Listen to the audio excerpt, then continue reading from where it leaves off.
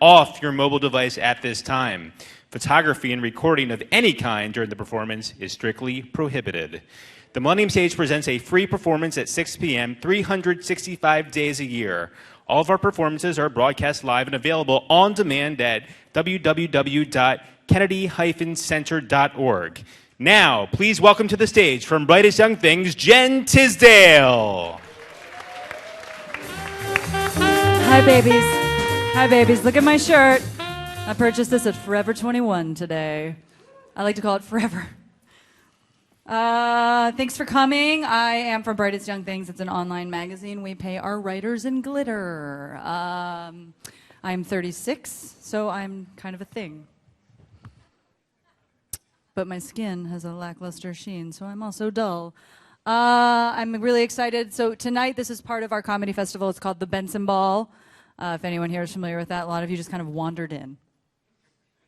And so did I. We have a lot of tickets on sale. Coming up next tonight, Vaughn, who is also on this show. You can see him, I think, at the Terrace Theater. It starts at 8. You can buy those tickets on your phones right now or at the box office. He's fantastic. So you could just stay here all night and laugh your little butts off. Sorry, it's asses. And we have loads of tickets on sale. You can go to our website, brightestyoungthings.com. We have Weird Al coming to do a live commentary of UHF on Sunday. Yeah, now you're impressed. Before you were like, who's this fucking asshole? And now you're like, oh, Weird Al. Whoa, she's legit. And a ton of other shows that I'm sure I could tell you if my brain wasn't farting right now. But please go to our website, again, brightestyoungthings.com or bensonball.com. It's BENTZEN. And that's it. That's all. I'm here to show you my fucking T-shirt and sell my tickets. And let's get on with the show. I'm really excited to have this show. I've been wanting to have this show at our comedy festival for a really long time. Its creator, Brandy Posey, and her producer, Sambrella, are spectacular people. Really quick before I keep going, are there any, where are my ladies at? Any ladies in here? Yeah! The rest of you, I have ostracized. You don't care. You don't know what I'm talking about? Brandy is 1/3 of the Lady to Lady podcast. It's wildly entertaining and popular. If you're not listening, then you're an idiot to idiot. So sorry to hear that. She also has a wonderful comedy album called Opinion Cave, which I just said, is that your vagina? And she said, no, it's my mouth. And I went, I guess that's where my brain is. It was #1 on iTunes. And bonus, she's a Maryland girl. Where are all my crab cakes at? Where are all my Utz potato chips? Where are my Natty Bows? Where are all my pretty high cancer rate? But yeah, you guys are in for a real treat tonight if you like jokes, if you like art. Okay, you guys just like jokes. We're at the Kennedy Center. This is supposed to be more refined than that. But without further ado, please welcome to the stage my good friend Brandy Posey.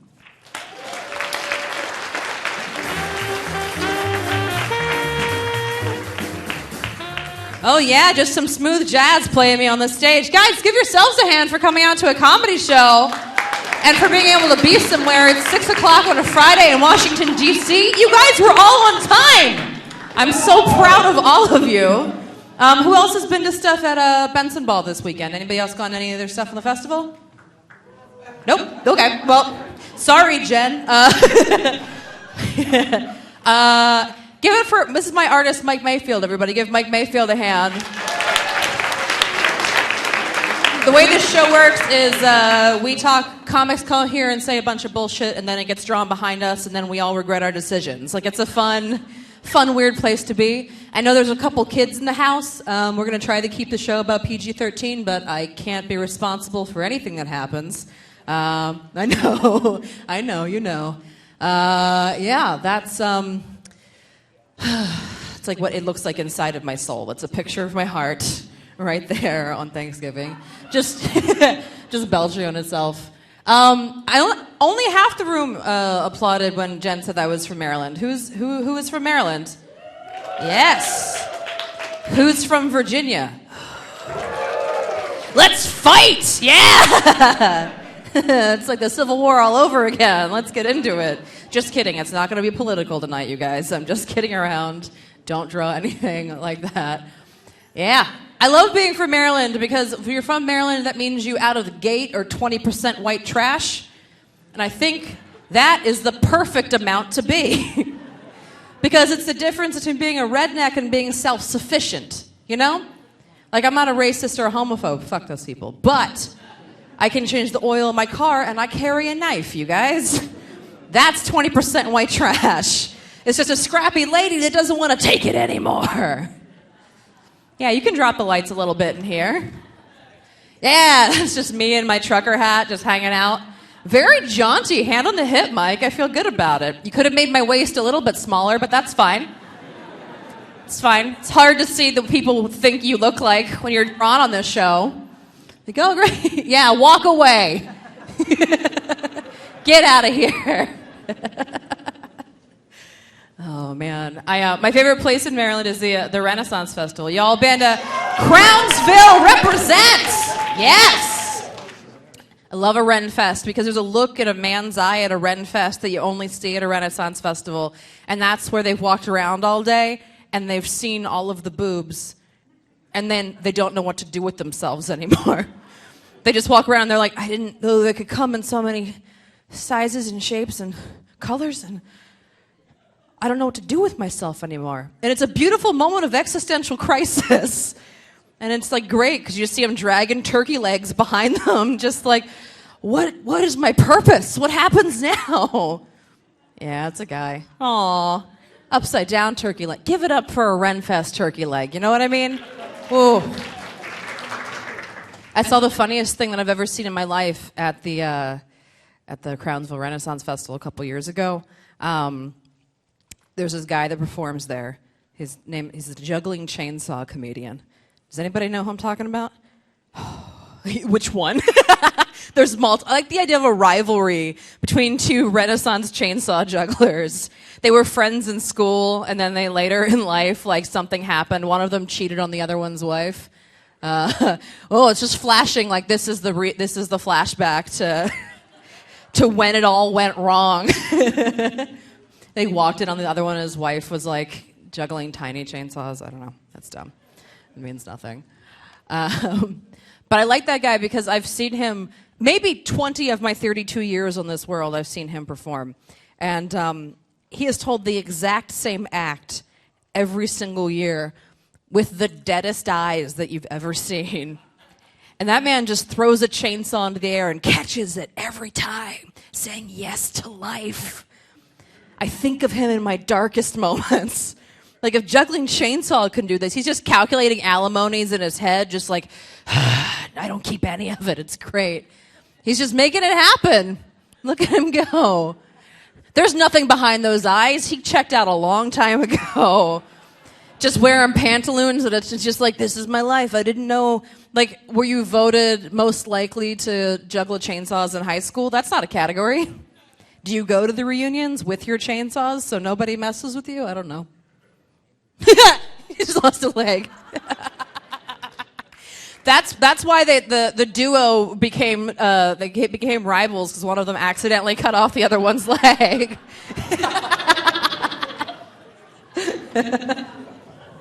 I could have been a dancer, and now I'm stuck here. Stuck here with a peg leg, juggling chainsaws.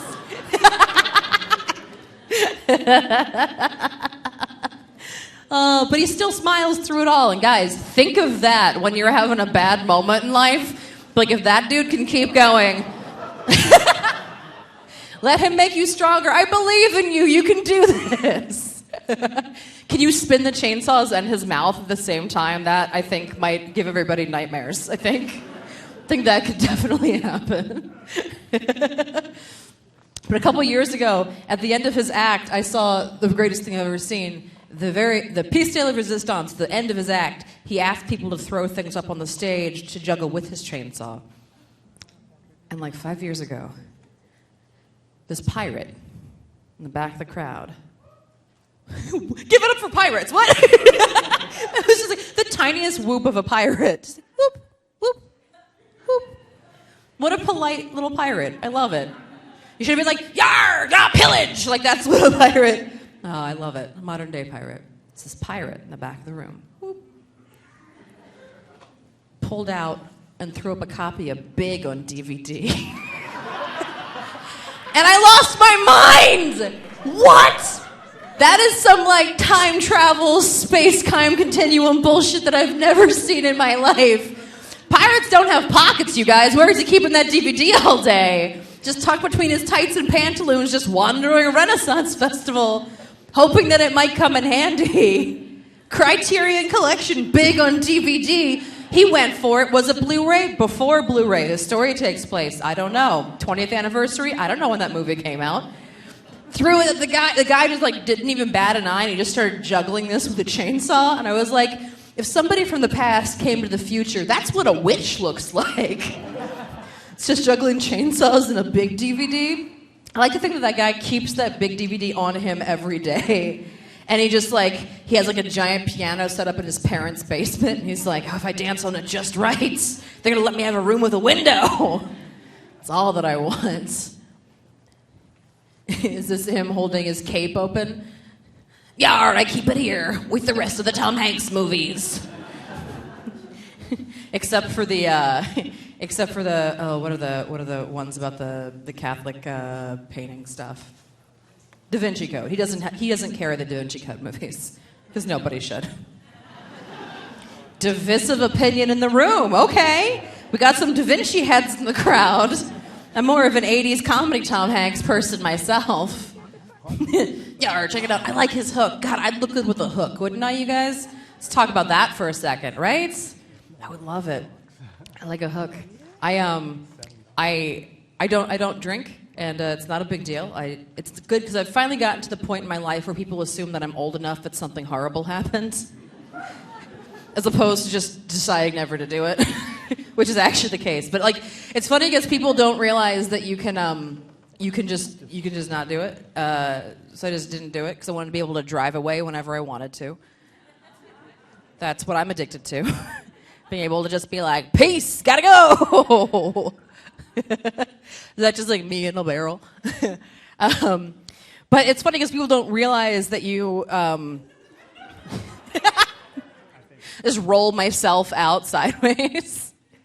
It's funny because people don't realize that, like, just if you don't drink, like, you can still self-doubt yourself. Like, you can doubt yourself. That's how you should say that front sentence. You can self-doubt yourself. I'm going to think about that forever, what I just did there. You just remember every reason that you should doubt yourself when you don't drink. You know, like, I was home right before I left on tour, and I was cleaning out my garbage disposal alone. And I thought to myself, oh, it sure would suck if I flipped that switch and I ground my hand into a bloody nub. And then I pulled my hand out of the garbage disposal because I didn't 100% trust myself not to do it. You know, I was like 85% of the way, definitely not going to do it. Definitely not going to do it. But that 15% was like, I'd look great with a hook. Think about it. You like hold the mic stand like this and just drag it across the stage. You can put it here, you can fumble with the microphone, drop it, make you pick it up for me, put it in my hand. You'd feel so bad for me. Oh, I'd be a hero. I could have different hands for different jokes. I could like tell that chainsaw joke and like put on a tiny chainsaw and be like, laugh, laugh. That would be pretty great. Yeah, very Evil Dead. Oh my God, I have a shotgun hand. That's all I've ever actually wanted.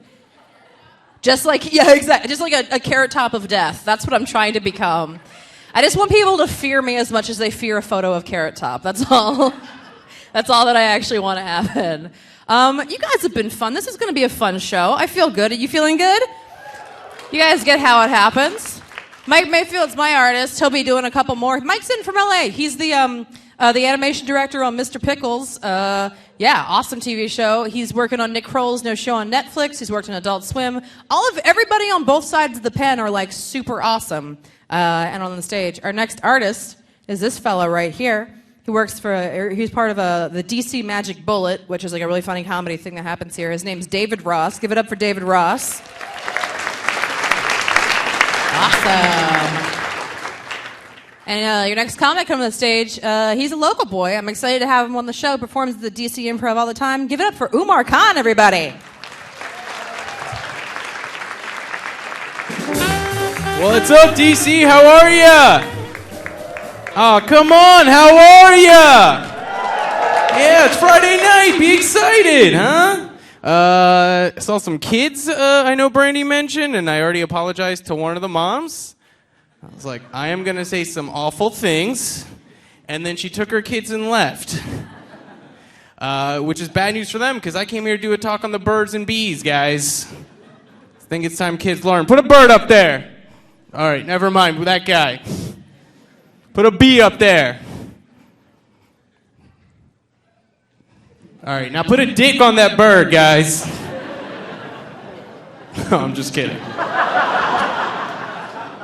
Oh, that's what's on my car this whole time. Just kidding, guys. I don't have sex because I was raised Muslim, and I'm not married, so I don't do that. Just kidding, guys. No, I was raised Muslim, you know. We believe in the Prophet Muhammad. Nothing ever bad happened when someone drew him before. I dare you. Do you have the balls to draw Prophet Muhammad, huh? How dare you? Yeah, he's a frog, guys. Did you know that? My parents pray to a frog. Both. He's a frog fraud. All right, never mind. I lost half the audience. They're like, we don't want to die, bro. We don't want to die. Guys, I am... Thank you for erasing that. My parents already hate that I do this. Well, you know, they came all the way to this country for me to, like, be a doctor and lawyer. Like, no, I'm going to tell dick jokes in front of strangers, Mom and Dad. Guys, I'm single, and I'm on Tinder. Does anyone here know what Tinder is? Okay, I feel like a lot of you are lying. For those of you who don't know, Tinder is an online dating app, and that's what you look like on it most of the time, because no women want to go on dates with you. It's an online dating app where you see faces and you swipe right if you like them, swipe left if you don't like them. And if you both swipe right, then you get to talk to each other. But I haven't been getting that many matches, and I started feeling ugly about myself. But then I read a study that said people of color are way less likely to get matched on an online dating site. And after reading that, a wave of relief fell over me. I was like, oh my God, thank God, I'm not ugly. The world is racist. I'd much rather live in a hateful world where I'm good looking. Like, I used to think girls looked at my profile picture and went, he's gross. But now I think they look at my picture and go, he's cute, but my dad wouldn't approve. Or he's cute, but I don't want an Aladdin baby. I'm so excited for this.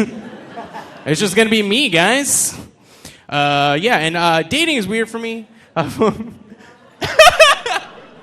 gonna go rub this lamp. Let's see what comes out, guys. Oh my God, that's my baby, guys.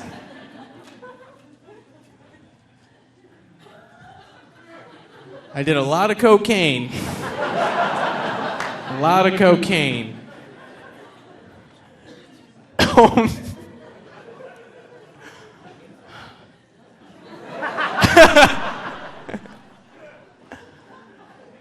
Hey, how did you know I had that mole, huh? Dating is weird for me, man, because I've only dated white women, and I get nervous when I meet parents. I think most people raise their kids to be open-minded, but when parents meet me, they're like, ooh, not that open-minded. We just want you to shop in the ethnic food section, not fuck it. That's a good joke. Wake up, DC. That's a great joke. And like when you date a lot, you find yourself in awkward situations. Like, don't get weird. Like, we all have a hookup we regret, right? All right, thank you, one honest person. The rest of you, you're the regret. No, we all have a hookup we regret, which means that we are all someone else's regret. And I'm totally fine with that. Because haven't you ever woken up next to a stranger and you're like, fuck, I gotta get my life together. Like, if I can bring that motivation to change a woman, God bless me. Like, if a girl wakes up and looks at me and is like, I gotta start working out. I gotta reconnect with my father. Bringing people together, guys. But it sucks when you see the regret happen. It sucks when you wake up and see that. It sucks when you see the regret happen live on the person's face on a date. And that happened to me recently. And I should have known it was going to be trouble, because the girl kept prefacing the date by saying, I'm kind of nervous. I've never been out with a brown dude before. It's like, you've been out with a human, right? It's like that, but better. So we go on our first date, it's fine. Second date, where it's going well, it's pretty dope. We make it back to my bedroom, because we're two consenting adults. Clothes come off. After my clothes come off, she's like, I changed my mind. And then I was like, that's cool. We talked it out, because she has every right to make that decision. And that's... yeah. And you're not doing me justice, man.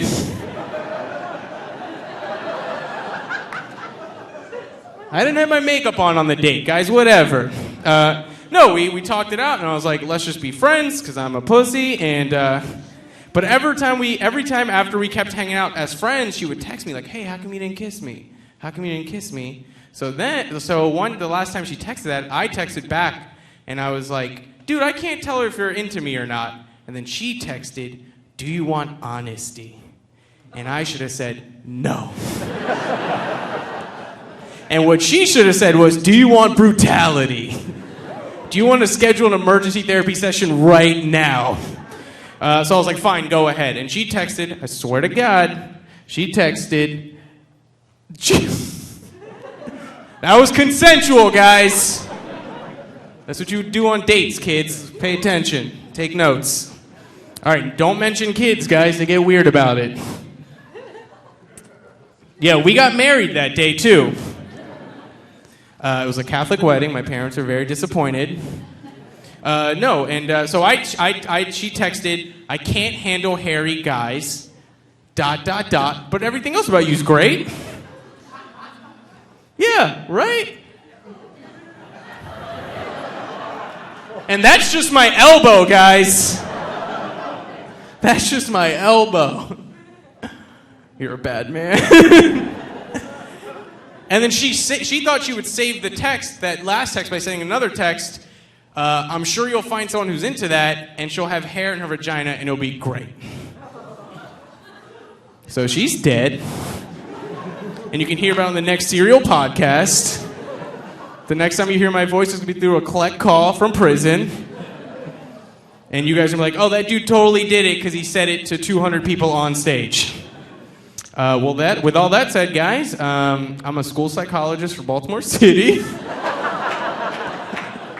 I work for children. I counsel the youth of America. How do you feel about that, huh? Thank you. You should not feel good about that. Now let's do a quick poll. When I was in grad school, the issue of spanking kids came up. Now clap. Don't judge anybody. Clap if you are against spanking children. All right. Clap if you are for spanking children. Always more. And not only is it always more, there's more enthusiasm. Did you hear those fucking woos back there? Someone who clapped for it, tell me why. Why do you think it's a good thing? Sure, you just yelled out discipline. Were you hit? No? All right, never mind, guys. Apparently, okay, I'm against it because there's no science to support it, but like you saw, a lot of people are for it. Even a lot of my colleagues who understand child development, they're for it. Like my professor said, 40% of kids who are spanked are more likely to be aggressive when they're older. And this girl in my class got pissed. She stood up, she was like, I was beaten, I'm normal. It's like, yo, you did a very not normal thing to prove that. Yeah, she looked like that guy in the middle right there. Just angry eyebrows. Also, is that guy gonna beat kids or grate cheese? What's going on? I would love to see those kids' behinds after that guy's done with them. You're at a restaurant. Do you want some ass cheeks for your pizza? And I was spanked. I was spanked like crazy growing up. My mom used to hit me with a spatula so much so that I thought that's what they were for. Until I went over a white person's house and I saw his mom flipping eggs. I was like, hold the fuck up. You're going to serve me food with that? After that's been on someone's ass? All right, my name's Umar. Thank you, guys.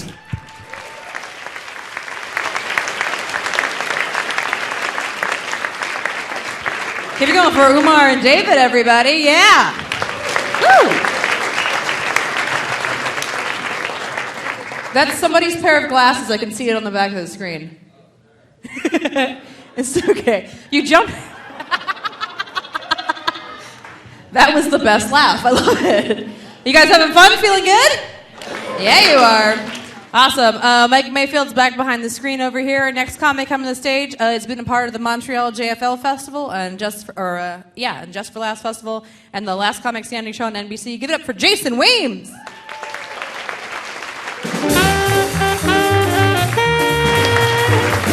What's up? Give it up for the game show music. Give it up for that corny shit they just played.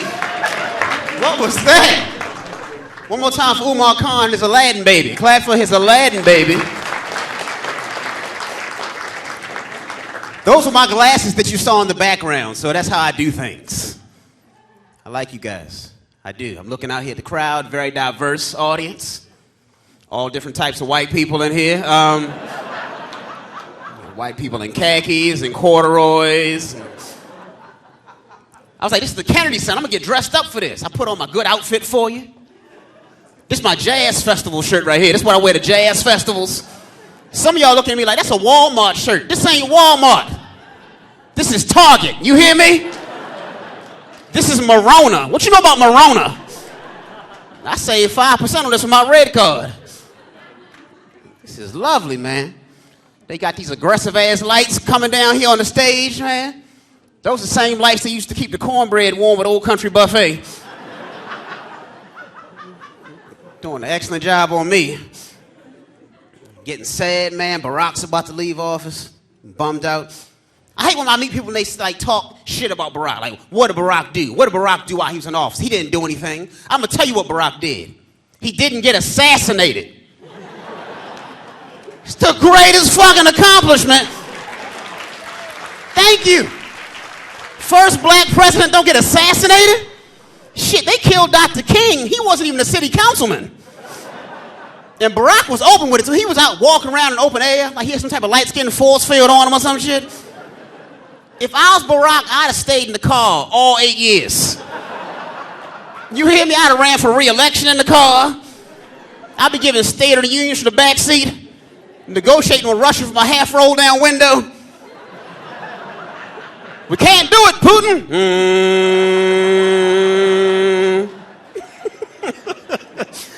I don't like how he drew my head right there. I don't appreciate that shit right there. Look at that. I don't like that at all. Yeah, man. Scared to death that Trump is in the running. Every time Trump gets further in the process, I keep telling myself, like, this is where it ends. Then he gets further. Like, if you look at like a time lapse of my reactions, it have been like this. Man, ain't nobody gonna take Trump seriously. Man, he gonna get past the Iowa caucuses. Man, he gonna get past the primaries. Man, he gonna get the nomination. Man, he ain't gonna beat Hillary. Man, he ain't gonna bring back slavery.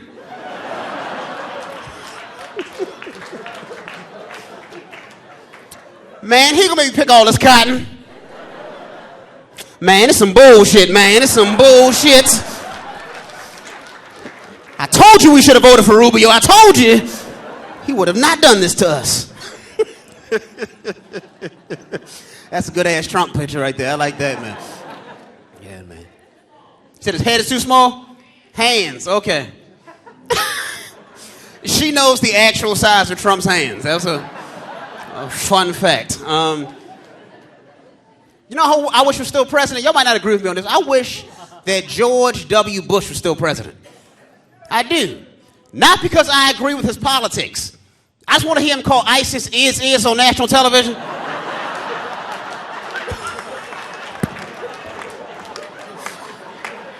You know damn well he do it too. George was dumb as shit. Look here, is. We gonna find is. We gonna hunt is. And we gonna kill is. When we done with you, gonna be was. You feel that's a good ass joke? Shit. I'm coming down the audience on that one. God damn. Oh, that was a good joke. Y'all should be on your feet right now, carrying me out here like it's the end of Mighty Ducks. That's what y'all should be doing. Oh my God, that was a good ass joke. Look at that. Best joke ever. Look at that. That's also the same thing that Umar's Aladdin baby came out of. The exact same thing. Yeah, man. It's good to be out the house, man. I got 3 kids at home. Where the parents at now? Where the parents? Couple? Yeah? Ooh, that was a sad ass clap. Yeah. Sound like a gunshot. Pop, just one. Got a 5-year-old son and twin 3-year-old boys. Thank you for that fucking horrible noise that you just made. I don't know if for the parents now, I don't know if it's just me. I never knew that I could love and hate something so much at the same damn time. Because it's horrible. You get no time to yourself. Only time you get to yourself is go in the bathroom, sit down in the toilet. I lock the door. Sunlight from the hallways peeking through the door. I feel like hope's coming back into my life. Then out of nowhere, goddamn doorknob started jiggling. Fingers between the door. They scratching at the paint. It's like living with little raptors. Little African-American raptors. And as soon as you leave the bathroom, it turns into a press conference. Little microphones go in your face. Daddy, what's the status on the chicken nuggets? Have you found Spider-Man? It's always dumbass questions. And you learn things you parents you never knew before. Like, I never knew that the toughest thing in this world is putting on kids' gloves. You hear me? Because kids don't know how to do this. That's all you got to do. I tell my son Sean, do this, and Daddy will do everything else. As soon as I start putting a glove on, he does this. Now it's fucking 5 fingers shoved up into a thumb hole. Gotta spend the next 17 minutes trying to separate them. Every time I get a pinky finger in, 4 more go over here. Like, dude, stop doing the chicken wing and spread that shit out. It's stressful. That was like a damn Crip sign right there. This motherfucker's gangbanging. Yeah, man. Kids will keep you humble, too. Won't nothing keep you humble like a 3-year-old screaming from the bathroom door, "Come wipe me!" Like, excuse me? Tell me, I'm up there, I'm in the kitchen, minding my business, washing some dishes. Son's in his high chair. Jumps out of his high chair, runs over to me, says, Diddy, I gotta go poop. He calls me Diddy, like I'm the fucking CEO of Bad Boy Entertainment or some shit. I say, go poop, when you're done, call me. I turn around, start washing dishes. Out of nowhere, all I hear is, "Come wipe me!" I know this motherfucker ain't talking to me. He points out the door. "You! Wipe me!" I'm a grown-ass man. I wanted to say, "Wipe your fucking self." Can't say that to no baby. Now I gotta walk over there like a bitch and wipe this little boy. It's humiliating. As soon as I walk in the bathroom, he turns around. Wants to have a conversation as I'm wiping him. "Yeah, Daddy, have you found Spider-Man yet? Because you told me you're going to find Spider-Man. I haven't seen him in days." I'm standing there, "Please, give me a little more time. Just need a little more time. Just remain faithful. I can do all things through Christ who strengthens me." I'm just going to wait for this shit. Is that me or is that the kid? That's got to be the kid. Ew. I never said he was completely naked. Like, where the fuck is his clothes at? Why does my baby have one leg? What's going on? Is he a centaur? What the fuck is going on? Look at this huge gap. What is... I'm very offended. Yeah, man. I thought I knew about... I don't trust y'all asses. I don't trust y'all one bit. I thought I knew what my older son was gonna look like before he was born, based on what me and my wife look like. Like you look at myself, I'm beige, right? I'm beige. My wife's darker skin. I'm thinking the kids will come out somewhere right in between, color-wise. Like I know how colors mix. I know how they work. I've had coffee before. I know how this shit works. My son is born, comes out straight Asian. So the first thing I do is look at my wife like, is there something you want to tell me? Because I don't know where the fuck this little Tokyo Drift baby just came from. A weird kid, man. He don't trust me and my wife. I'm scared of my son. Like, I think my son's going to be a serial killer. Let me tell you why I say that. You know how in movies, serial killers all got something that they do that's specific to them that lets you know you're about to kill again. They might see the next victim, their eyes start twitching. Start playing with their keys. They playing with some little creepy-ass figurine in their pocket. My son does something. He sings a specific line of the Itsy Bitsy Spider. He sings, "Down came the way."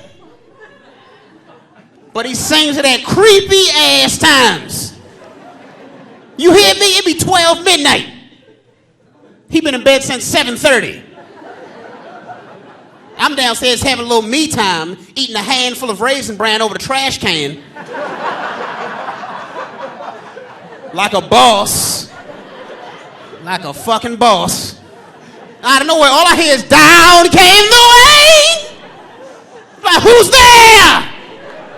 Show yourself. I hear his feet. Shh. I see you, Diddy. Ah! What the fuck is that? It's like a horrible police composite sketch. You said it's handsome? Oh, thank you. She trying to get me pregnant. Okay, I see what she trying to do. Hey, guys, you've been a lot of fun tonight. I'm Jason Williams. Enjoy the rest of the show. Thank you.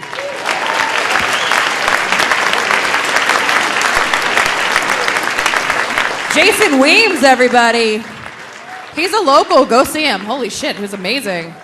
All right, our next animator in the hot seat. First time doing the show. He's the host of the Coffee and Ink podcast. Jordan Levine, everybody. Give Jordan a hand. Yeah.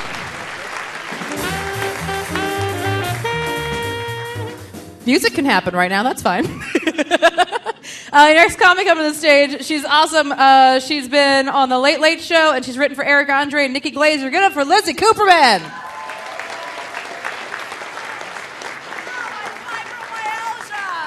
Somebody help me with my fibromyalgia.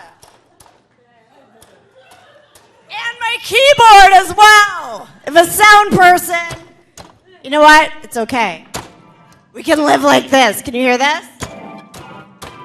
It's all happening, guys. Bright lights and promises. Sometimes it's plugged in, sometimes it's not. It's so nice to be here at the Lincoln Center. I've been thinking since I've been in D.C. Oh, right. It's not the Lincoln Center. You know what? Everything's going great, okay? Things are going fine. Yes, it was worth it that I popped out my Invisalign for this. I can win you back, I promise. You too, Jordan. Keep it going for Jordan, my lovely animator. I love it. Do you guys think Abraham Lincoln liked the play he was watching, or was he like, somebody put me out of my misery? What do you think? I have to say, out of all the addresses, my favorite address is Gettysburg, and my least favorite address is, "Hey, bitches." Don't address me that way. I thought we were friends. All right, let's get some Gettysburg action going. I love it. Hey, do you guys remember that episode of The New Girl where they got evicted? Who remembers that episode of The New Girl? Does anyone watch that show? Do you remember it? Do you remember the episode of The New Girl where I told my best friend I had a gay dream about her and she never talked to me again? Do you guys remember that episode of The New Girl, huh? Do you guys remember the episode of The New Girl where my sister made me bury me on underwear in the backyard? You guys are acting like you don't remember The New Girl. You want to switch subjects? You don't want to talk about that anymore? How's it going, Jason? That party is just getting started. Oh, yeah. He captured my essence there. That was me. Thank you. When I told my mom I wanted to be a comedian, she goes, "Lizzie, women who are comedians are fat and depressed." Which just made me think that my mother had been doing stand-up comedy. I call that my M. Night Shyamalan joke because for the past 3 years I've been doing it. My mom's been dead the whole time. You weren't at the funeral. You don't care. Come on, Lincoln Center. Just kidding. Come on, Kennedy Center. When I was little, I have anxiety. Do you have it? You specifically? Does anyone? Let's shine a light on whoever has anxiety. Who's got it? Huh? Come on. Who's got it? You've got it? I've got it. When I was little, I told my mom I had anxiety, and she goes, I want you to picture yourself in a glass box. But whatever you do not let it fill with water. She captured my essence. That's me. My mother said I glowed, Jordan. She said I had a glow. Capture it. I'm getting to that age my friends are starting to get anxious about how old they are. I'll be like, how old are you again? And instead of just saying their age, they go, guess how old I am, guess. And I'm like, I don't want to guess. And they go, too late, the game has already begun. And they're like, guess, darling, guess. Just guess. Guess how old I am, guess. I'm like, I don't want to guess. They're like, guess, darling, guess. It's between 29 and 45, my dear, guess. Just guess. I'm like, when did this become like Wind in the Willows? And they're like, guess, darling, guess. Just guess. This is my 9th set of eyelids. Guess, darling, guess. And then I'm like, 38? And they go, 35. And then there's a poof of smoke. I look down, and all that's there is a dehydrated chili pepper. Where my friend was. You're the one I'm trying to please here for some reason. I have an authority complex, and you with your arms like this and the glasses. I mean, are we going to make this happen? Not you guys, because I'm behind you. It's good. I'm feeling so sex positive tonight. Guys, aren't you feeling, Jordan, are you feeling sex positive? He's feeling it. I have a friend who always says that. She's like, I'm so sex positive. She'd be like, did you read The Goldfinch? It's better than sex. Or she'd be like, did you see Florence Foster Jenkins? It's better than sex. And at first I was confused, and then I found out she uses hummus as a lubricant. So everything's better than sex. We're gonna get there, guys, and I'm gonna bring you there. Don't worry about it. Guys, Tom Cruise might be leaving the Church of Scientology. Do you know that? It's true, which is crazy because I've only heard amazing things about it. Right? For those of you who don't know about Scientology, it's a religion that began when an alien crash landed into the home of the Tanner family, who then took him in and called him Alf. You guys don't know about Scientology? I don't know what you said, but I appreciate you being the one person reacting and participating. This is an amazing, give it up for Jordan, his amazing depiction of the Church of Scientology. Is this Xenu over here? Like, why would you leave this? Think about it. Tom Cruise is leaving behind John Travolta.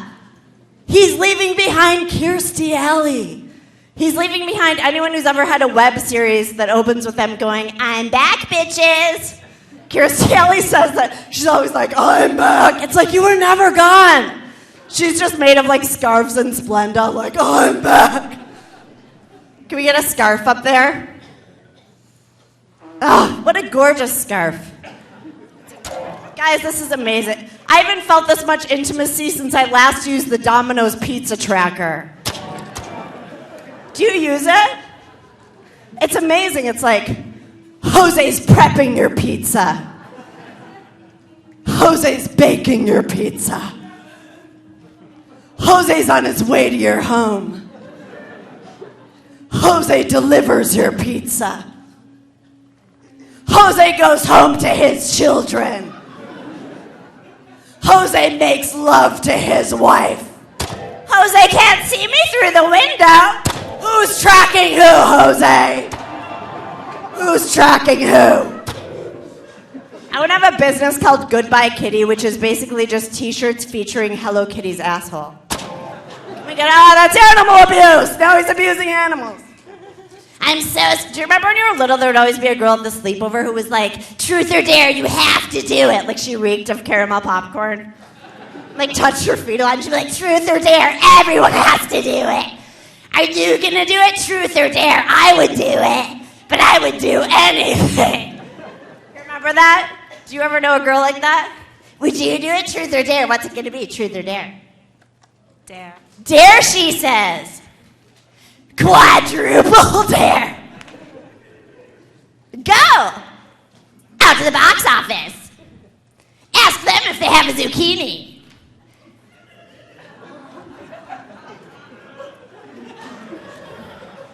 And then if they say no, say I like fudge and I can't help it. You gotta do it.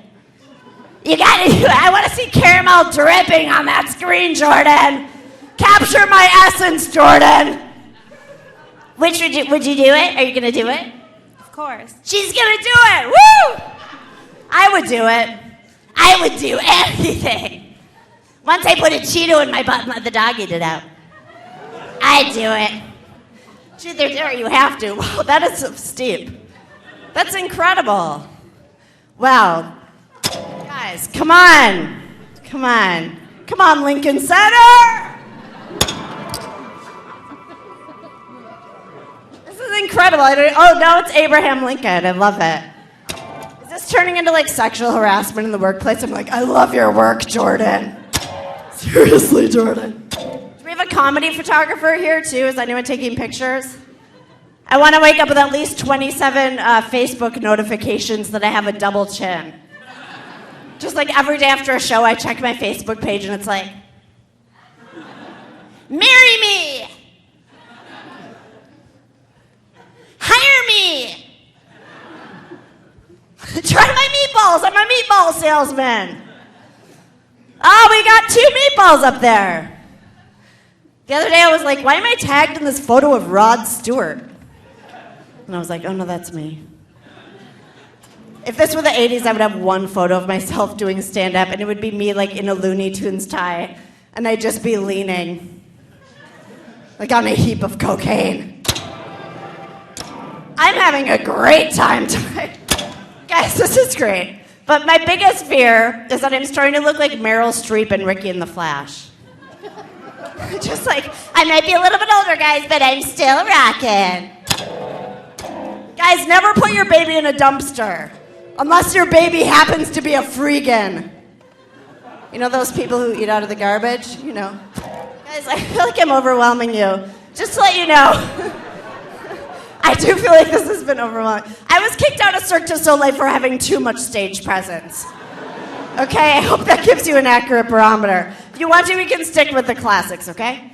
Why did the chicken cross the line with me? What did I do that I'm now like a victim to the chicken? See, we're softening it. We're getting back to our roots. That's great. I love it. My cousin is embarrassed. She told everyone she was pregnant. It turns out she's actually colorblind. From now on, she'll only take a black and white home pregnancy test. Which is basically where you take an old-fashioned camera, hold it right here, and just take a picture. If you're not pregnant, the picture is black. And if you are pregnant, the picture is still black. However, 9 months later, you will have a child. You guys are just eating it up. Jordan, come on. That's amazing. This pregnancy test is taking off into the future. It is our future. No, it's not our future. I'm not a predator.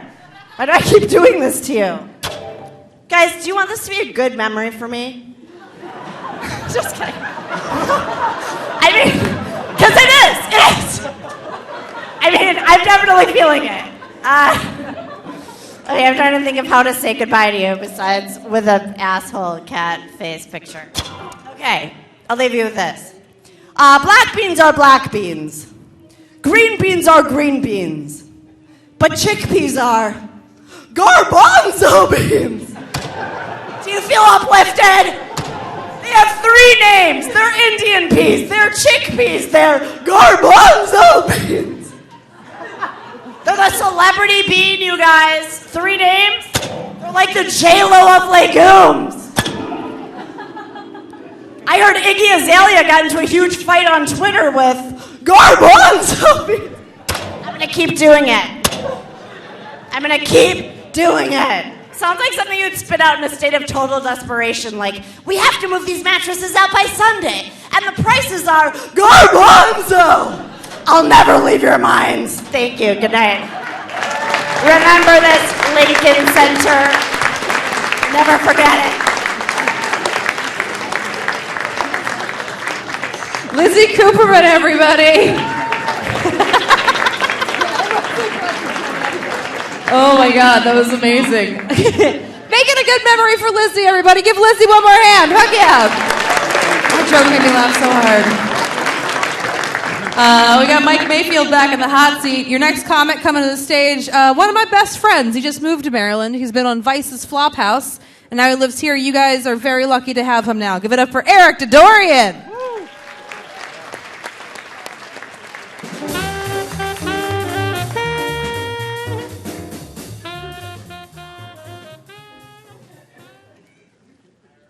Did you guys hear that too?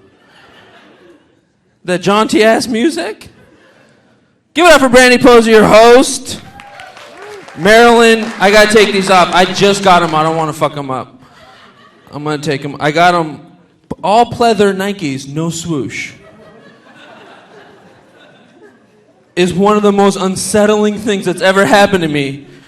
I bought these from a thrift store for $4.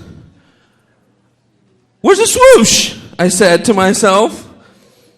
It's not there. Maybe it was just unsettling to me. It's nice to be here at the Roosevelt Center. I love it. Gorgeous. Smaller than I thought, but oh, my nipples just got hard. No, I know this is the Kennedy Center. I haven't been here in ages though.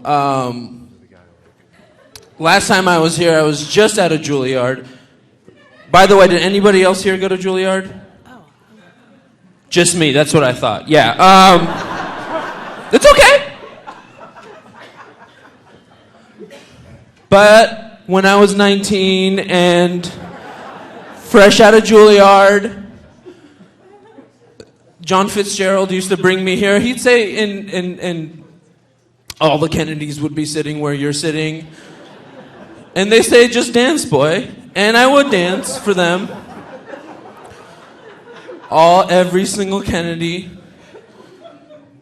And ever since then, they're like, come, you should, like, you're basically a Kennedy, like, come be buried with us, and, like, all this stuff. And I was like, you know, like, boundaries. Do you know what I mean? Like family is not family. Do you know what I mean? Like, I have my own family, and the Kennedys have theirs. John Fitzgerald was the best. I haven't looked back yet. Have you been drawing stuff? I got so enamored. Because all these memories are rushing like a thick stew. And it's fun. It's fun to be... That's why I moved... I moved, to Los Angeles to follow my dreams in Hollywood, and then I come here... Are you just drawing hats for me? That'd be funny if you're just, like, wearing just like a fez. That's like a thought. Memories, yeah. All this stuff. This all used to be hedges. Yeah. DC was a lot greener, which is like a metaphor that is like not, lost on me. Yeah. And then there was the Lincoln Memorial was like over here. Yeah. And there was like a tiny little bodega over here that I used to love going there. A Moroccan Mohammed, different Mohammed. Moroccan was here. I go in there. It's so good to be here. Hollywood was too much. I couldn't handle it. I couldn't handle Hollywood. My daddy, I don't know if any of you guys know him. He was also... Do you know him? Good, I'm glad. Whew. But he was my manager, and it got dicey. Mixing business with pleasure like that is not good. He would say he was too critical. He was too critical of me. He always said I look like. He said, "Oh, there you go, looking like Al Qaeda's graphic designer."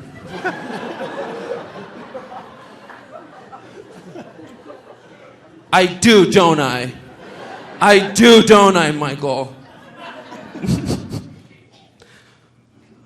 Is that a fez?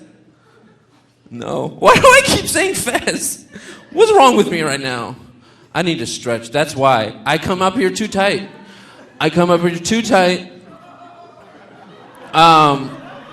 Daddy. Yeah. That's in Silicon Valley. It's right next to PayPal. Is Al-Qaeda's campus in Silicon Valley. Oh my God, you have no idea. Do you have any idea how many banners they've sent back to me? That's why so many, no, because artist to artist, we can talk about it. Oh no, can you change it? Arabic goes from right to left. And I was like, oh, fuck. Ugh. Deadlines, the hour was, it was the worst. I know, it would happen all the fucking time. Oh, hey, they'd be so passive aggressive too. That's the thing about Al-Qaeda that I did not care for. Working for, too passive aggressive. They'd be like, hey, I'd be like, just fucking spit it out. What do you want me to do? No. Oh, jokes. I'm not now. Nor have I ever been Al-Qaeda's graphic designer. Thank you very much. I was ISIS's cameraman for a short spell.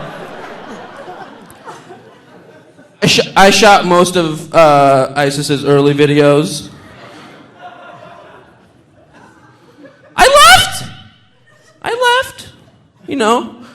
Due to creative differences. Same old Hollywood reason, creative differences. I don't even want to look. It's good though, huh? What are you doing? Stop messing with me. Let's just dance. Oh God, our souls.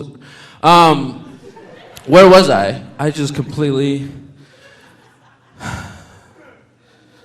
No, I left. I left ISIS, I like their politics, I don't love it.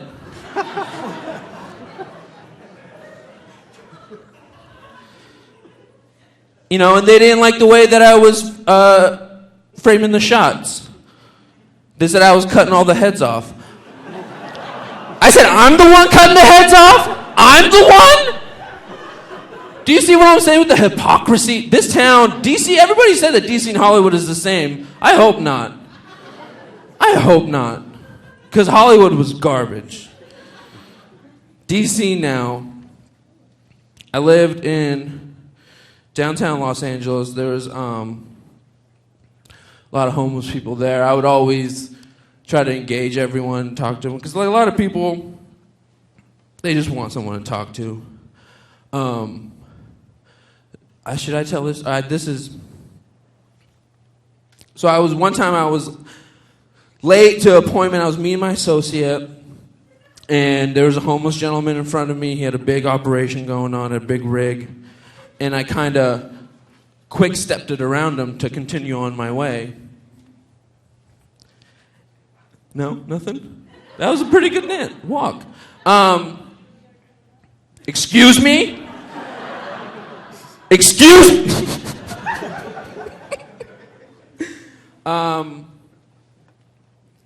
I quick stepped around him, and as I'm going by him, I hear him go, "Hey, life's not a race,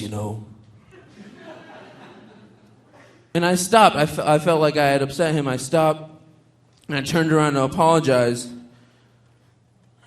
And he locked eyes with me. He had the most mischievous look in his eye. And then he says, "Yeah, life's a race." And then he took up the sidewalk. Fast as fuck. No, I'm not letting a homeless person beat me in a foot race. Oh, hell no. I'm the fastest person in this room. Definitely.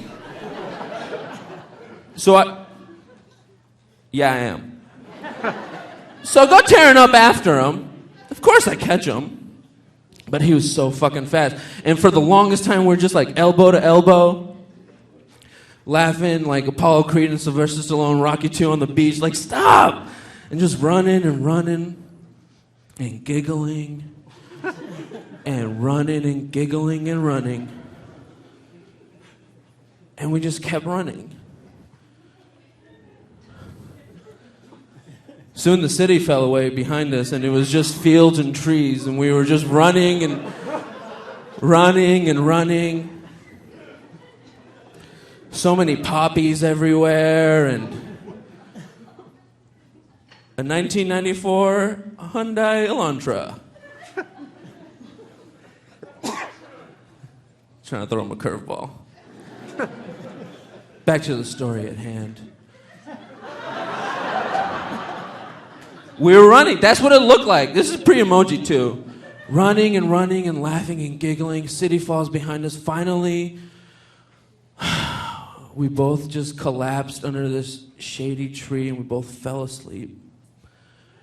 Have you ever giggled in your dreams? Have you ever done such a thing, Kennedy Center? That day, I swear to you, I did. I giggled in my little dreams perfect. And when I woke up, feeling so refreshed, I looked over at my friend, my new friend, and I knew he was dead, but he had the biggest smile on his face, like he went out on top. And that's what life's all about. Just talk to each other. Thank you so much. My name's Eric Dadourian.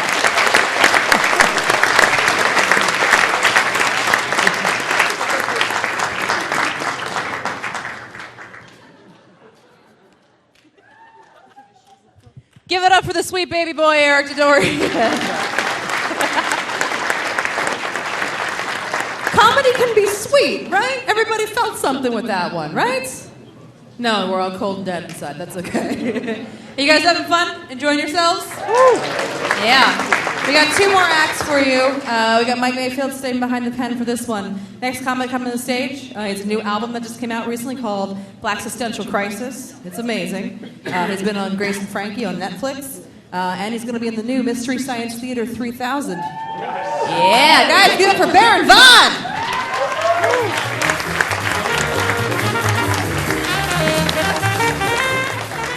A round of applause for Brandy, everybody. All right, how are you? Okay, you're woo, good. I've been backstage, I'm like, I think this audience is woo, and now I know. Someone went, ow, which is just woo backwards, so don't lie to me. I'm 35, this is how I decided that looks. Because you know when you were 6 and you're like, one day I'll look like the principal at Breakdance High School. Apparently, this is what I said. I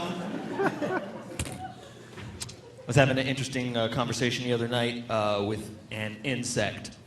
That's how you know it's interesting, because it's with a bug. And like I said, I'm in my 30s. When I was a kid, I grew up with insects around, and I used to hate them. I used to be like, Jeremiah D. Cockroach, like I was ready for war. But now in my 30s, when I see an insect, I'm like, you know what? You can stay. Because I know now you actually need some insects on your side in life, especially if you want to make it through the motherfucking night. Because when I moved into my apartment, there were 9 spiders. I counted. I was like, what? That's 10 too many spiders. And I killed all of them, and I felt great about it for like a week. Because that's how long it took for me to find out that the crickets had been waiting for that shit. And at first, I was mad. I was just like, it's loud. Why is it loud? Until I realized that's not noise, that's actually gospel music, because I was there, Abraham Lincoln, and they had been emancipated. Do you see what I'm saying? It was Juneteenth in my apartment as crickets were coming out of corners I'd never even seen before. Just going, sweet freedom, the 8-legged bastards have been vanquished. How can we praise our Savior? I've got it, boys. How's about we put on a fucking concert every morning starting at 1 a.m.? But he'll never sleep. I know he'll be awake to hear the love. Let's start. And a 1, and a 2, and a...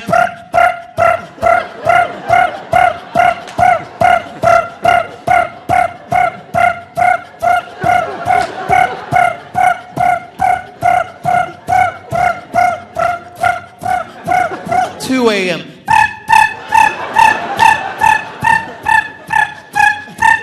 4 a.m.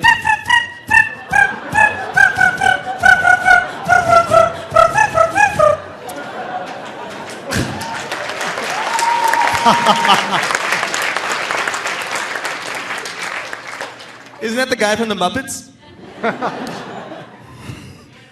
Animal? Was that an animal? No. That's the other guy. Dr. Teeth, yes. Although Animal is the drummer, wasn't he the drummer in the band? Some of you are with me. Who else was in the band? Janice and all right. Everybody was like, "Oh, there's gonna be Muppet trivia." I didn't know. So anyway, people ask me, you killed the crickets. Why didn't you kill the crickets? And I was like, well, first of all, genocide ain't gonna solve all your problems. Second, they matched my carpet, couldn't see them. Third, while I do not appreciate the music that they play, I respect the dream. Like those crickets are trying to be somebody. That's why they play that, they're practicing. They got something in their heart that they got to get out in their legs. And it's hard to crush an insect that tries to participate. A cricket can't do it. A firefly, can you smash that? No, look at it. Its tail is powered by the dreams of the innocent. And then a bee, you can't smash a bee. Bee is one of the noblest creatures on the face of the planet. You have been a bee. Every time you see a bee, you have been that bee, because that bee is in the middle of a double shift and it is stressed out. It's behind on making honey. It's behind on pollination, and suddenly you're in the damn way. That's why they levitate in your face, because you're in the middle of a crowded door, and they got a lot of shit to do. So that's what bee is just like. Excuse me.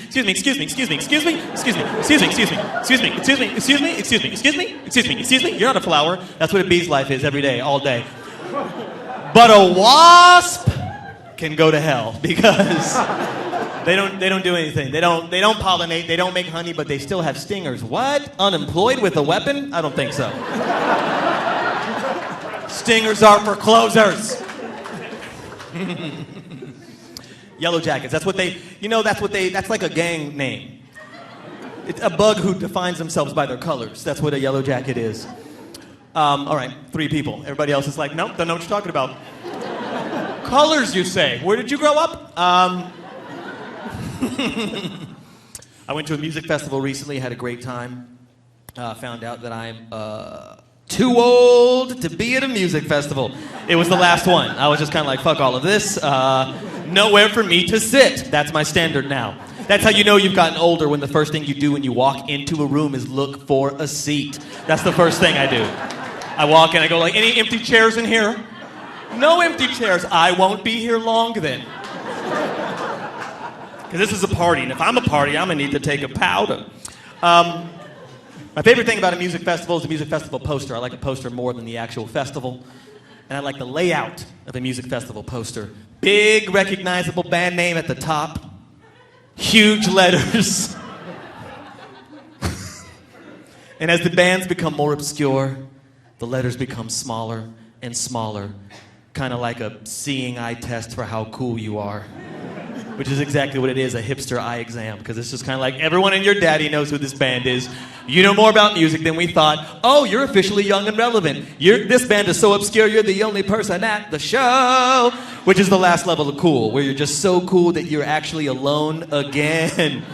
So far ahead of the curve that no one else is there.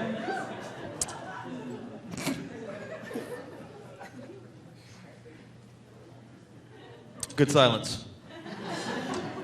I'll tell you this, I got a lot of weird habits. I pick up my eyeballs all the time, which is disgusting.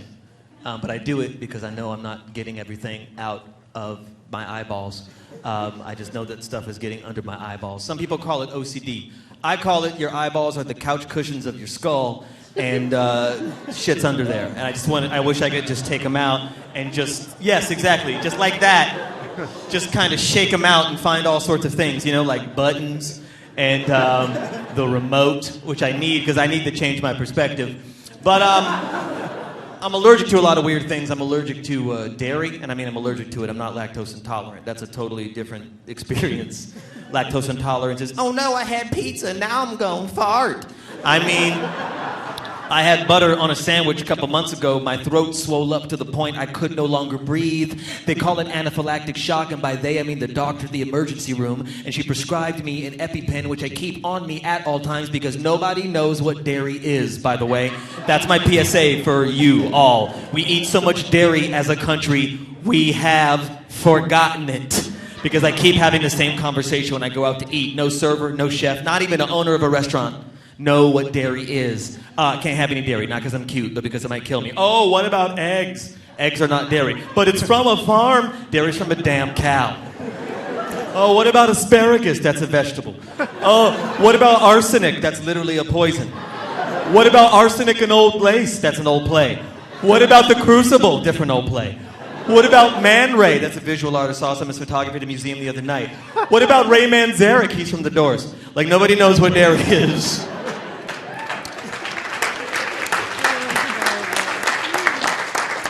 Also, I'm allergic to pollen. I'm really allergic to pollen. I'm so allergic to pollen. I'm actually allergic to...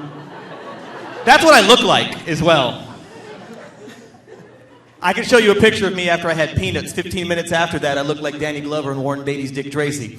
That's a very particular reference that you gotta have a Netflix account to know.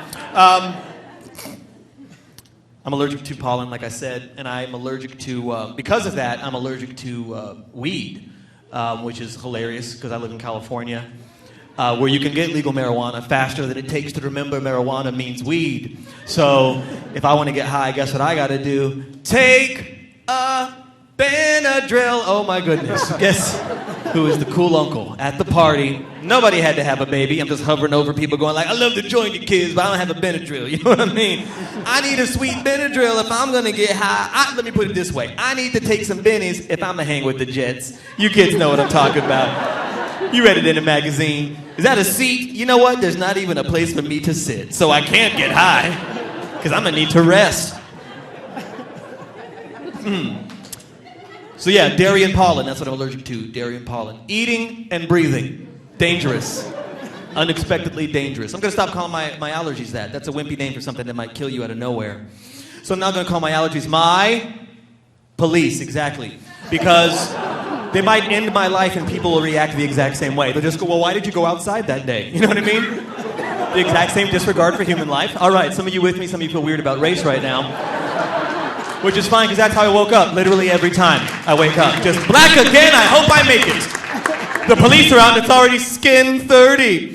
I like being in the South. I like coming to the South, because I have been meaning to run more. And it's a cute nickname for racism in the South, humidity. Because people think it's heat instead of the warm fog of the souls that have been broken. Anyway, I was in a city called Wilmington, North Carolina. Beautiful city. Beautiful city. Yes, some people know it. Also a major port during slavery.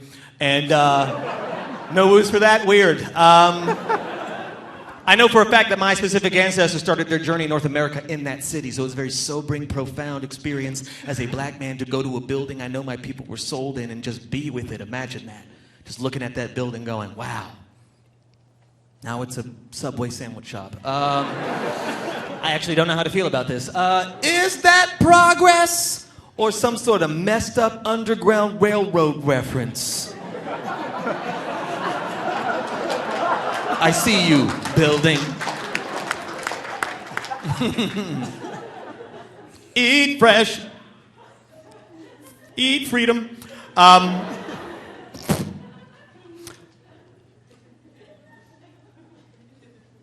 Also, they have a major store. Their department store is called the Cotton Exchange, which I thought was hilarious. Because I kept walking by going like, not sure that was an exchange. Unless they're giving free shit to black people in here. Yes, I'll take all of these cotton items. No need for me to pay. Got that Groupon. Reparations, the original one. I like talking about these things because it makes people uncomfortable. And I'm trying to start that conversation, and everyone's like, we need to have a conversation about race in this country. I'm like, all right, let's start. I mean, not me, you. You do it. You let me know what you do. I got to go to work, and we'll figure out what the NRA feels about it. I was leaving a show the other day with a comedian after doing those jokes, and we were walking away from the venue about a block away, and this woman comes out with her friend, and she's like, hey, Barry! And I was like, what? Who is that? Is that somebody I know? Who is that? Barry! Because she was saying my name like she knew me. I was like, do you recognize who that is? Who's that? Is that a comic? Who is that? Hey, Barry! Oh, I've been waiting for a stranger. Let's see this through. Can I ask you a question? I love questions. Do you hate white people? I hate this question. Do I hate white people? I don't think that I said that. I don't think I said I hate white people in my act. I don't even know if it's possible to hate white people. A couple reasons, you know. Some of my closest friends are white. Even my girlfriend is almost half white. She's incredibly mixed. And Also, technically, there is no such thing as white people. It's not a biological fact. It was a category that was invented in order for subjugation to occur. White people were invented so black people could be invented. This is complex shit. Except I said none of that. I just went, kinda, and I ran away. Straight to a 7-Eleven. And I said, give me all the high fructose corn syrup to eat until I no longer feel. And that's how the food industry works. Okay. Oh, really? I like the O. I like that you guys go, oh. You can tell a lot about an audience by what vowel sound they use to show that they're upset with you. So now I know you guys are an oh crowd, because some crowds are like, hey! Some crowds are like, ee. Some crowds are like, I? Some crowds are like, you. And sometimes they're like, why? All right, grammar jokes. Thank you very much, everybody. Good night.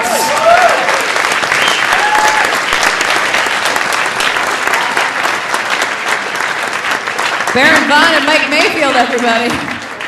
Yeah. Baron's doing an 8 o'clock show next door. I think there's a couple of tickets left. If you guys want to see him do a long set, see a little bit more of him, go on over there. I'm opening for him, so if you want to see more of me, no, you don't. That's fine. It's totally fine. Everything's fine. You guys ready for your headliners?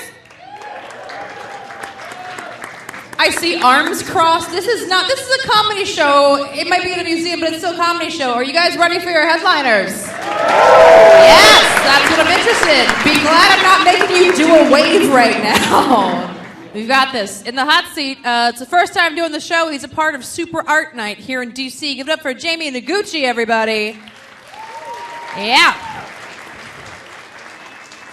And your final comic coming to the stage, she's originally from Virginia. She lives in New York now. She's appeared on Conan and Comedy Central. Give it up for Aparna Nancherla.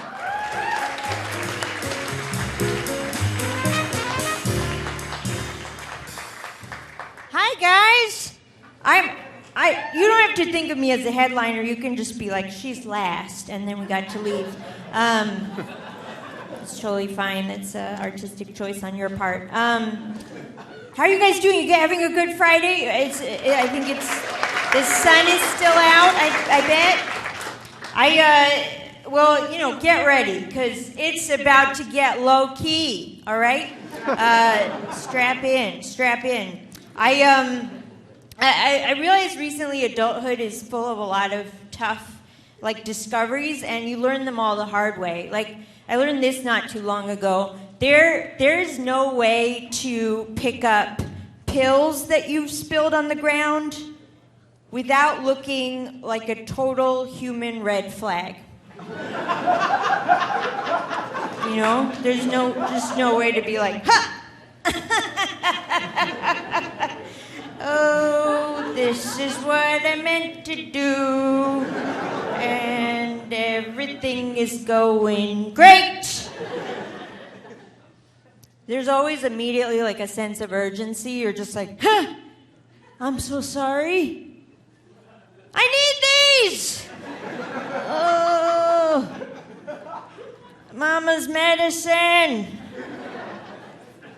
It quickly spirals into a dark one-woman show that no one agreed to attend. Please support her. She needs this. Ooh, I like my legs. They've never looked so slender. They're beautiful. I also like that my pills are varying in degree. I'm apparently taking a horse anesthetic and a baby aspirin. It's a nice range I got in my diet. Okay, and that one's just I like to cuddle with it. That one's just for me. No, I am on a healthy diet of pills. They are prescribed for the most part. One of the things I take them for is depression. It's always good to mention depression during your set because people are like, I guess you can have it all, It's very grounding. It's very relatable. Oh, I was very interested how you would depict depression, Jamie, and I feel like you nailed it. That is perfect. The silent scream. No, it's fine. I've had depression most of my life. Learned to manage it fairly well. But, a lot of times I'll still, I'll feel sad for no reason. But then I'll remember the reasons, this actually makes a lot of sense. This adds up. The clues are there, waiting to be discovered. I'll ask, is there anyone in the audience who works from home or like who freelances or self-employed? Anyone? Okay, yeah. You don't even make noise. You had a long, hard day. You got to save that energy for Monday. You got to save that voice and hand strength. Yeah. What do you do? What do you do? Oh, wow. So you could have done this show potentially. Yeah. All right. She's like, yeah, I could have, but I chose to watch. Yeah, no, you're like, I'm off the clock. Give me my free ticket. Get me in there. I know you guys didn't pay. I was informed. No, I don't know. How long have you worked from home for? Wait, since when? Oh, 2012. I thought you said since the 12th. And I was like, okay, all right. 2012, so like the first Da Vinci movie. That's how I measure everything in terms of the Da Vinci movies. It's something you should know about me. No, I find it very challenging to work from home. I feel like it's very hard to be productive. Like I feel like the closest thing I have to a boss is Netflix. When it's like, are you still watching?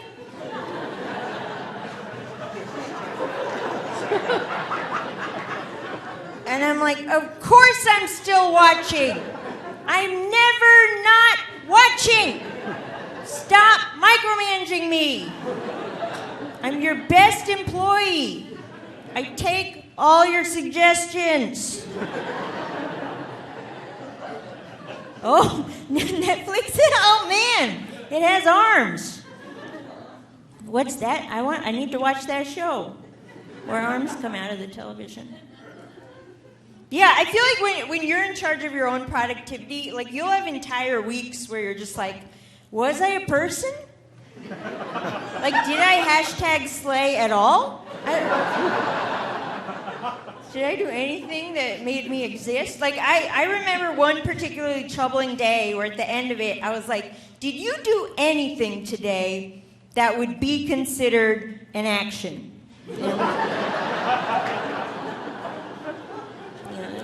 That's my thinking face.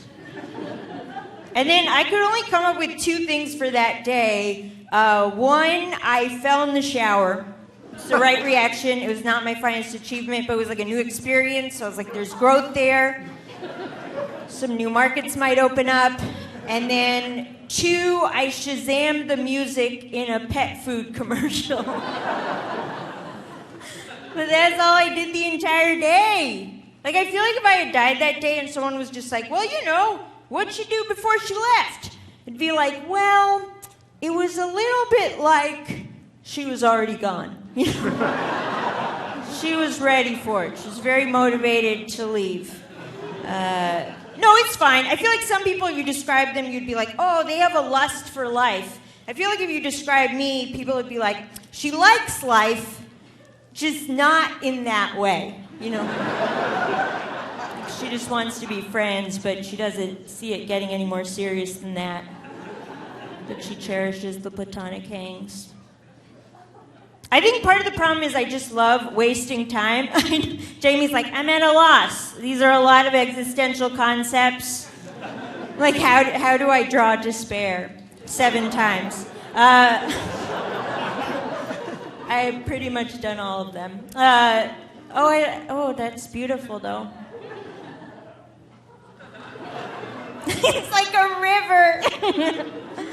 It's like my tears have formed tracks because they're like heroin track marks. Sorry, I shouldn't reference heroin on a Friday. That's a Sunday drug. No, I think part of the problem is I just love to waste time, and I'm really good at it. Like, I'm a lifelong procrastinator, and I'm like, this is just something that's a strength at this point. Does anyone identify as a professional procrastinator? Okay, yeah. Don't even make noise, just think about it and then don't do anything. That's kind of our deal. That's just you being on brand. I go through different cycles of like what I like to do to waste time. Like I've gotten really good at this one, the nap sandwich. You guys know that one? It's like when you take a nap and then you have a sandwich. And then you take another nap. That one's a good one.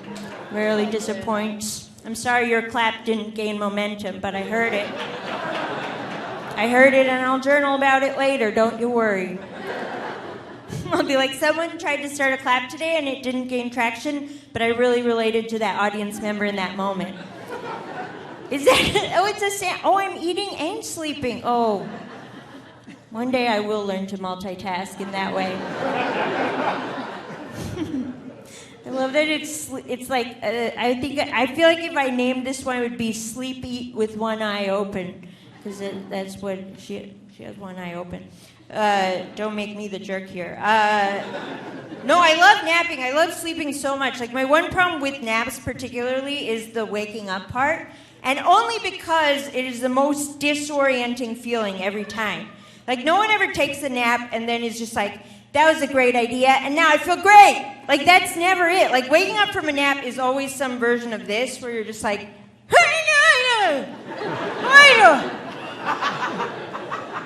like, you're immediately in a murder mystery where you play all the characters. You have to, like, piece things back together based on clues around you. You're just like, who was I? Pizza crust.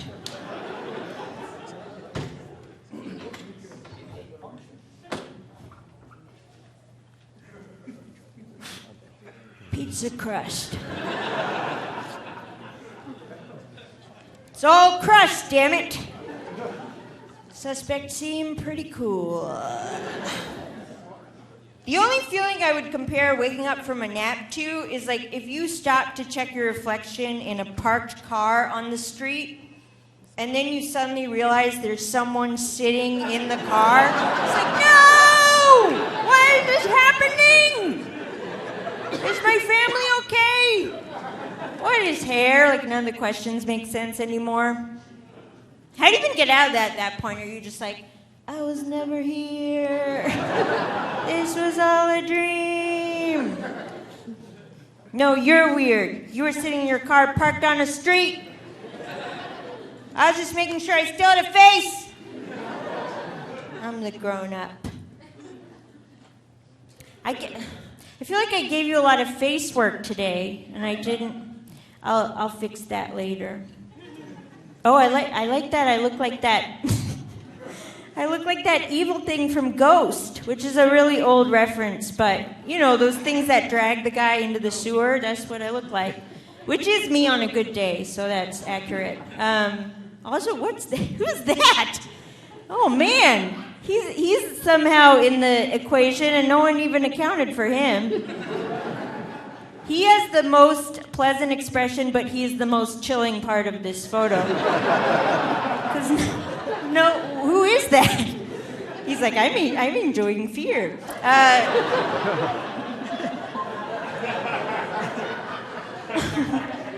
Guys, I'm out of time. You're out of time. We're all out of time. Okay, thank you so much. Goodbye.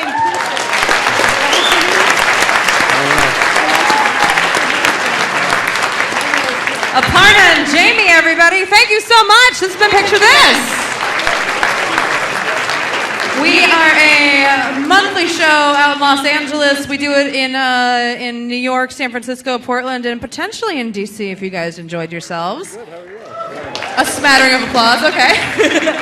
You can find us online at Picture This Show, Facebook.com, Picture This Show. Find us in all the stuff, and hopefully we'll see you guys next time. Bye. Have a good one. That was fun. Yeah.